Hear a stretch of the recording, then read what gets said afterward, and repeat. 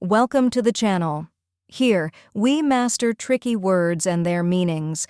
Today, we're tackling a medical term that many find difficult: paroxysmal dyskinesia. By the end of this video, you'll pronounce it effortlessly. Let's break it down step by step. The correct pronunciation is paroxysmal dyskinesia. First, we have paroxysmal, where pa sounds like para in paradox, ruk rhymes with luck, sis sounds like sizz in sizzle, and mul is a soft ending like in animal.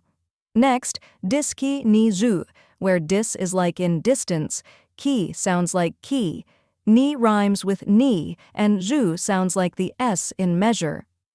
Now let's put it all together slowly. Paroxysmal dyskinesia. Try repeating after me. Paroxysmal dyskinesia. Now a little faster. Paroxysmal dyskinesia. And at full speed. Paroxysmal dyskinesia. Keep practicing, and soon, this word will feel natural to say. Now that you've mastered the pronunciation, let's go over the meaning. Paroxysmal dyskinesia refers to a group of movement disorders characterized by sudden, involuntary muscle movements or spasms.